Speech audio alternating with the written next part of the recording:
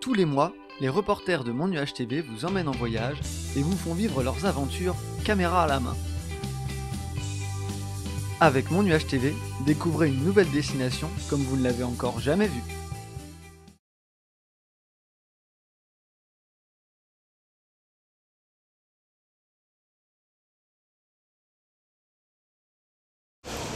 Bonjour Antoine. Bonjour Nicolas. As-tu bien dormi Ça va.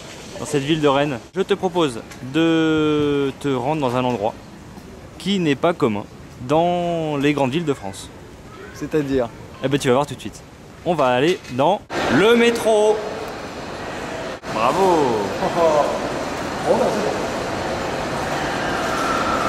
Bonne balade. Station Charles de Gaulle, accès les Champs Libres. C'est là que je descends. Les Champs Libres, c'est un lieu culturel implanté dans le centre de Rennes et qui regroupe 3 entités, donc le musée de Bretagne, je parle. Ensuite, on a l'espace des sciences qui se trouve derrière vous. Juste à côté là-bas. Juste derrière vous, voilà.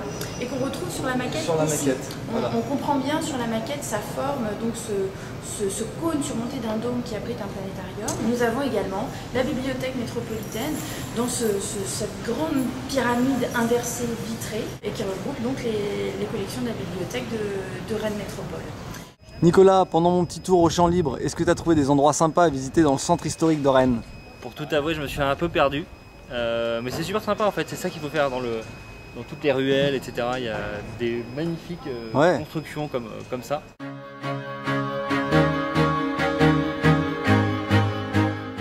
Ça c'est sympa ça. Les transats en plein milieu de la ville.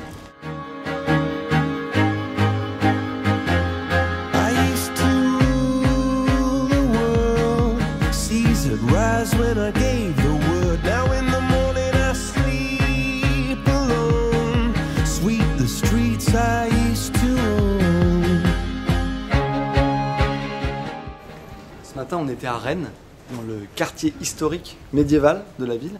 On a décidé de poursuivre cette thématique en se baladant à la découverte des vieilles villes et en s'attaquant aux forteresses médiévales bretonnes. Donc ici, nous sommes à Vitré et tout à l'heure, direction Fougères. C'est magnifique, Fougères. Écoute, il paraît que c'est l'une des plus grandes forteresses d'Europe.